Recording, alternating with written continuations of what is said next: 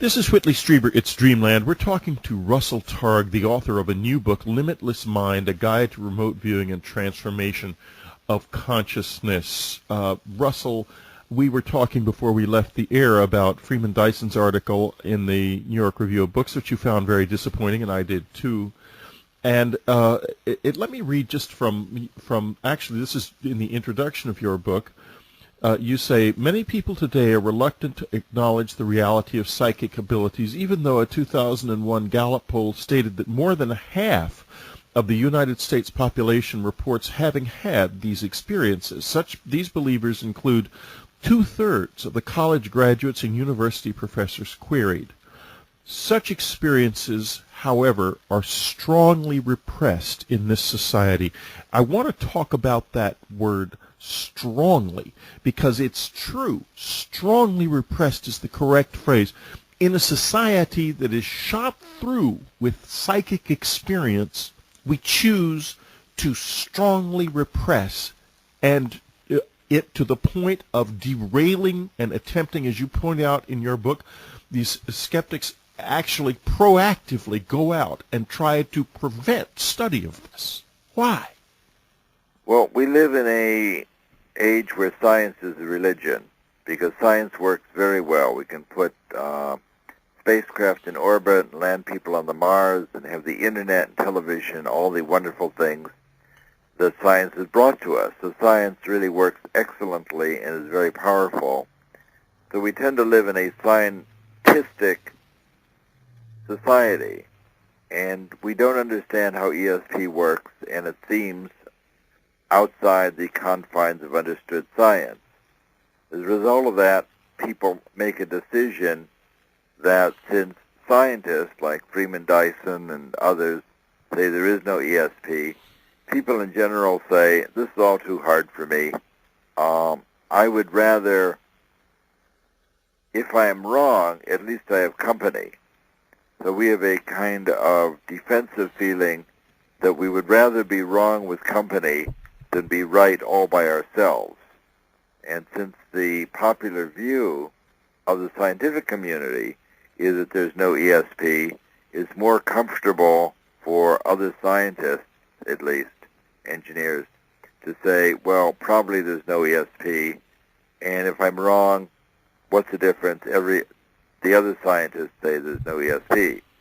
On the other hand, the rest of the world, the rest of America, is having psychic experiences themselves, and you have a kind of two-tier level of understanding. You have most of the people in the world who are having psychic experiences, and the scientists who said that there aren't any. So this is a case where the scientists may be the last to know. There's all of us, for example, are looking for some kind of spiritual life. We're looking for an end to suffering. We're looking for a way to be peaceful. But a scientist would rather suffer than believe something that appears silly.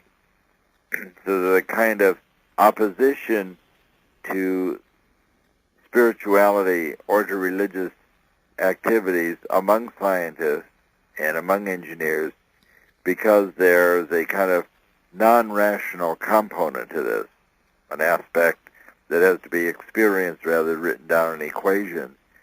So very often an engineer will choose to suffer rather than to quiet his mind, search for the divine within himself, because for a scientist it's more painful to be silly than it is to experience suffering.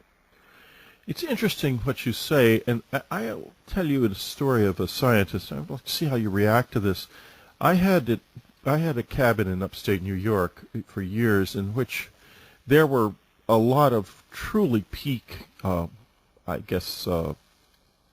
or psychic experiences that quite a few people had, including contact experiences and all sorts of things. And one of the things that happened was there were maybe 15 of us there, and among them was a dear old friend, a physicist, quite a prominent physicist, actually, and just a really, really good friend. And we had a meditation circle down in the place where I had sort of had my close encounter experience a year or two before, and During this time, a shaft of absolutely wonderful golden light came down into the circle from I don't know where. There was nothing in the sky that would have caused it. It was very defined. It was easy to see. Everyone could see it, except him.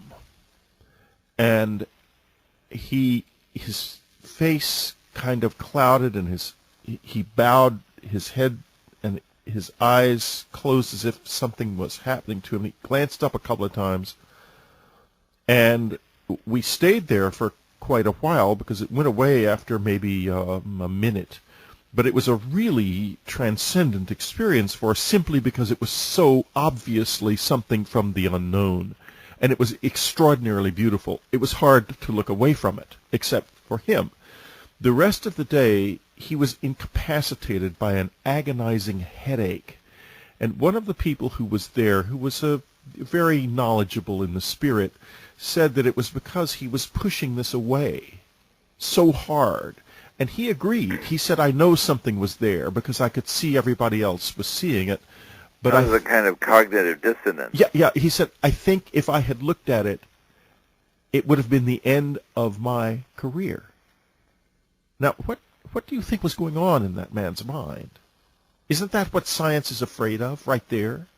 It's very often what science is afraid of, that scientists tend not to see psychic things even when it occurs right in front of them. They'll dismiss it and say it's something else.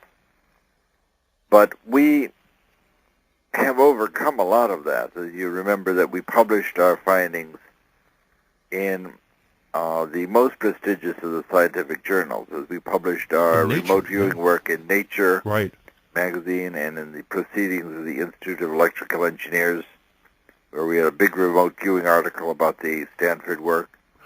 And we published in the American Academy of Sciences. So we've been in the mainstream scientific journals with this work. Yes, and yet it hasn't changed the attitudes of mainstream science much, has it? Or has it? It's interesting. It probably has not. It's interesting that it sort of follows the money. In the 1970s and 80s, during the Cold War, when we had lots of money at Stanford Research Institute, there was a big upsurge of interest in remote viewing and psychic activities. People were getting their PhD in parapsychology. Labs were springing up to do investigations. But then as the Cold War went away, the government decided we no longer have any enemies. And in 1995, the laboratory was shut down after 25 years. And people began to forget about psychic abilities. During our heyday in the 70s and 80s, there were articles in the New York Times and in Nature magazine and so forth. But since the money has gone away, it's easy to, again, try and sweep psychic abilities under the rug. Well, we're going to find out more about this in just a minute with Russell Targ. This is Whitley Strieber. It's Dreamland. We'll be right back. Russell Targ, a legend in our time, Limitless Mind, his most focused, most empowering book ever. Don't miss it. Get it from the unknowncountry.com store. This is one of those books that you really need. You can actually use in the most practical possible way to take yourself beyond where you are now. Russell Targ, Limitless Mind. It's quite real. Get it from the unknowncountry.com store. We're back with Russell Targ talking about his new book, Limitless Mind, a guide to remote viewing and transformation of consciousness. And Russell, I want to shift gears a little bit because there are so many incredibly fascinating things in the book. One of the things that really kind of stuck out in my mind was the part about electrical shielding, and specifically about the fact that electromagnetic energy from the sun and from the galaxy seemed to somewhat impede psychic ability. And I would like you to talk a little bit about the experiments that suggest that and what that might mean. Well, there's several elements to that. The easiest to deal with is that doing ESP experiments inside of an electrically shielded environment doesn't interfere with the psychic ability. In fact, psychics like to be in a high-quality shielded room. What's found is that there are certain times of the day when psychic functioning works better than others. Now, this is not the regular 24-hour day, but rather the sidereal day. What that means is that as Earth spins on its axis and moves around the sun, each time, once a day, we're looking out into the galaxy. Now, our view out into the galaxy occurs 3 minutes later each day, and the sidereal day, I guess it's 3 minutes earlier each day. Yes. So the sidereal day gets ahead of the 24-hour day.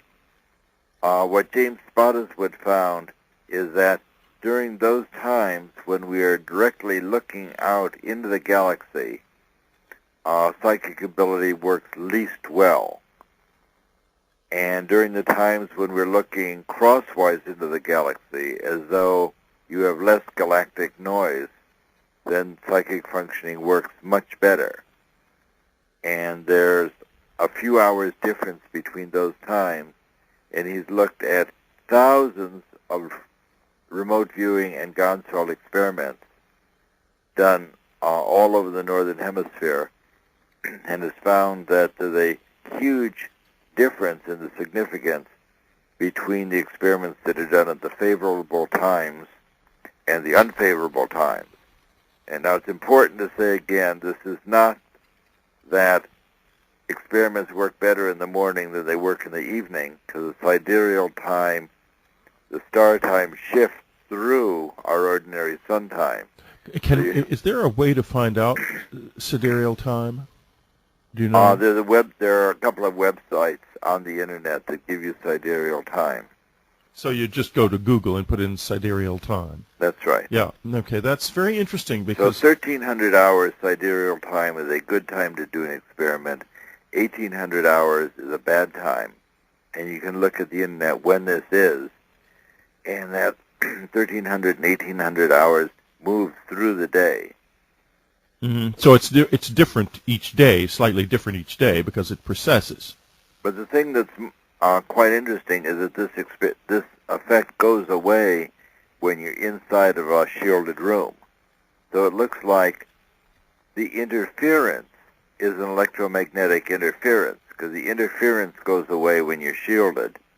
But the psychic ability is not electromagnetic, because the psychic functioning works just fine inside of a shielded room or even inside of a submerged submarine. And the fact that we're able to look into the distance just as well as we can look into the future shows that this could not be an electromagnetic phenomena.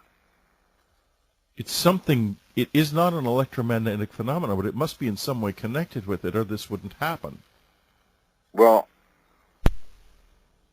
what we find is that working in a shielded room helps a person manifest their psychic ability. So the electromagnetic portion of the spectrum seems to interfere with ESP, but it doesn't seem to be the carrier for psychic ability, because very excellent shielding doesn't interfere with it, and being in a submarine doesn't interfere with it. Right. On the other hand, if you're trying to write a book or write a paper and somebody's operating a pneumatic drill outside your window, the sound waves from that drill could certainly interfere with your thinking and your writing, but the thinking and writing doesn't actually have anything to do with sound waves. Right. In other words, it's a distraction in a way. Yes. And on this level, perhaps it's a perceptual distraction of a kind that we aren't directly aware of. It appears that that's the case, because people certainly are able to function excellently in airplanes, in submarines, under all sorts of unusual electrically shielded conditions.